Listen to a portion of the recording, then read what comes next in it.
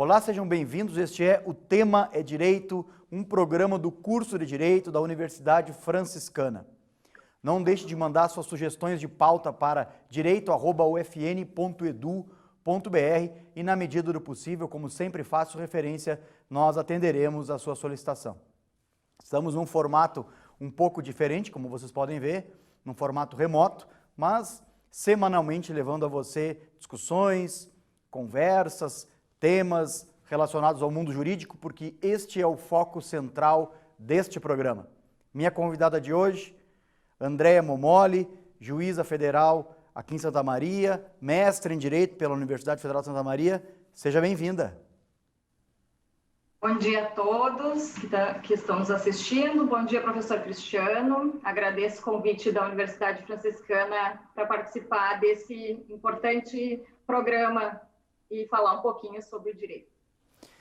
Andréa, te convidei para a gente falar um pouquinho sobre inteligência artificial, né? Um tema bastante complexo e, quando relacionado ao direito, parece que também a gente está ainda pisando em ovos, dentro de uma determinada instabilidade, a gente não sabe bem o que vai acontecer no futuro. Como é que tu vê o estado da arte, ou seja, né, a realidade da inteligência artificial aplicada ao direito hoje no Brasil? Nós passamos por algumas mudanças tecnológicas nos últimos anos. Dentre elas, agora estamos vivendo essa massificação do uso da inteligência artificial. O que é isso? É a construção de pensamento, de aproximação com pensamento, de resposta inteligente pela máquina.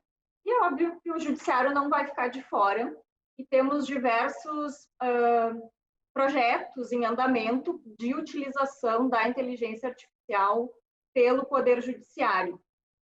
Como a gente vê isso? Essa utilização da inteligência artificial ela tem que ser questionada no uso pelo Poder Judiciário, tanto eticamente quanto através da teoria da decisão, através do limite jurídico também, que é bastante complexo. A gente vem discutindo até que ponto essa inteligência artificial pode ser utilizada pelo juiz, pelo julgador, ao proferir sua decisão. E é um tema que ainda está em bastante discussão, é um tema recente, é uma revolução que ainda estamos passando, né?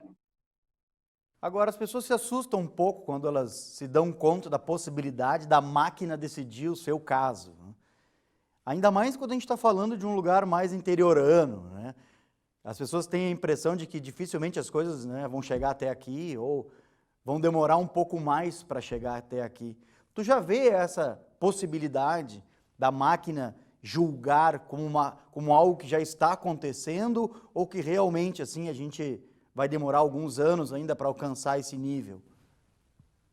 Então, são diversos os sistemas, então, como eu já vinha antecipando, de possibilidade de utilização de inteligência artificial. Onde que se pode utilizar a inteligência artificial, então, para proferir decisão? Ela pode, como valoração de prova, a partir de uma reunião de elementos, também para decidir se a urgência está caracterizada ou não, naquele caso, deferimento de uma cautelar ou de uma tutela de urgência. E, sim, é inevitável o uso da inteligência artificial pelo julgador, mas como predição de decisão, como auxílio a esse julgador. E, apesar de a gente achar que está muito distante, não, a gente já usa a inteligência artificial para proferir decisão, por exemplo, quando a gente faz uma busca nos sites dos tribunais a respeito das decisões que já foram proferidas a respeito daquele assunto. Não é uma coisa tão distante mais. Agora, a decisão ser inteiramente dada pela inteligência artificial, pela máquina, é uma outra questão. Aí é uma questão que é o que a gente vem discutindo também nas aulas do mestrado, que eu participei, como o senhor falou, e também no nosso grupo de pesquisa, o quanto o julgador seria substituível por essa máquina? Qual é o limite que a matemática, que está presente no algoritmo, que ele poderia alcançar, então, dentro do que seria a compreensão do julgador? A compreensão humana que é dada pelo julgador, ela seria inteiramente traduzível num algoritmo? Seria suficiente? Esse é o questionamento atual, é isso que a gente está tentando discutir. Agora, interessante, quando a gente fala em inteligência artificial, nós temos uma determinada complexidade. Quando a gente pensa em inteligência artificial no direito, nós temos outra complexidade. Me parece, assim, que talvez, pelo menos por enquanto, a gente não tenha no direito alcançado o nível que a inteligência artificial mais macro alcançou.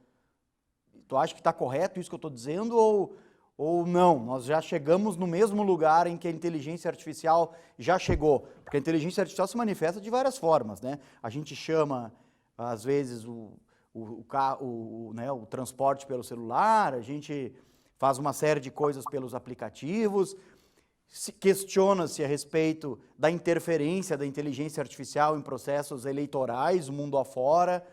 São exemplos, né, que a gente tem percebido aí que as pessoas andam denunciando a respeito do bom e do mau uso da inteligência artificial. Como é que tu vê isso quando se relaciona ao direito? Nós chegamos no mesmo nível? Não, com certeza ainda não chegamos nesse patamar, mas a gente vê a inteligência artificial no direito, ela começou a ser usada primeiramente no setor privado, como predição daquilo que seriam os julgamentos, né? Não pelo setor público, não pelo Poder Judiciário como um todo. Mas como a gente vive numa perspectiva de Estado democrático, em que a gente pretende diminuir as arbitrariedades dos julgados, né, diminuir essa discricionariedade dos julgadores, que as decisões sejam mais uniformes, a gente faz uma busca pela coerência e integridade realmente das decisões, mas também com essa perspectiva de efetivação de direitos constitucionais, de não haver decisões conflitantes, que é uma das grandes preocupações que se tem em relação a proferir a decisão. E esse uso da inteligência artificial, nesse sentido que ele aparenta ter uma neutralidade maior, porque ele vem de uma fórmula matemática, algorítmica, né? Essa técnica, ela é muito atrativa, é uma sedução muito grande que se faz pela sua utilização, pelo menos como parte. Então, eu acredito que tem um avanço muito grande nos próximos tempos de utilização dessa inteligência artificial. Mas hoje o que nós temos? Teve um julgamento que foi o primeiro, mais expressivo, assim, com utilização de inteligência artificial diretamente na decisão que foi dada pelo Tribunal de Justiça de Minas Gerais no final de 2018. Como aconteceu? O relator ele fez um voto e o sistema Radaro procurou, dentre aqueles processos que estavam pendentes de julgamento para aquele órgão, aquele voto seria aplicável a quais processos. Isso foi feito de forma automatizada, então, já em 2018.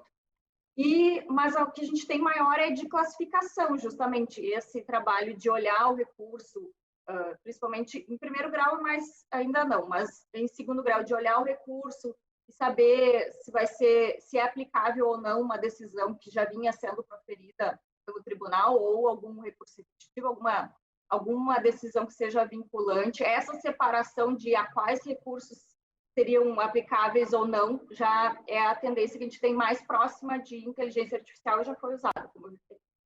Eu sei que em breve, muito em breve, tu estás lançando um livro que trata exatamente sobre esse tema. Queria que tu falasse um pouquinho dele, né? Fizesse uma pequena apresentação. Obviamente, deverá ser organizado um lançamento, né, à altura da qualidade dessa obra, que já tive a oportunidade de dar uma olhada, mas queria que tu falasse um pouquinho no livro. O livro, então, é o resultado da minha dissertação, que eu apresentei ao programa de pós-graduação em Direito da Universidade Federal de Santa Maria, defendi em março deste ano. O senhor foi meu orientador e também convidei-o a fazer o prefácio desse livro. O livro é Hermenêutica Jurídica e Inteligência Artificial no Processo Jurisdicional. Tem como subtítulo a validade da decisão proferida, então, com o uso de inteligência artificial por esse julgador no contexto da sociedade em rede. O livro ele tem duas partes. A primeira parte a gente trata a respeito do contexto em que está esse julgador hoje, como chegamos a esse grau de tecnologia, quais os sistemas que utilizamos, qual a historicidade e a cultura que está inserido esse julgador, ao ponto de vislumbrarmos hoje o uso da inteligência artificial para substituir o julgador. Isso, na prática, é possível ou não, o que já temos e o que teremos muito brevemente, então, a respeito do uso de inteligência artificial pelo Poder Judiciário, especificamente para proferir decisão.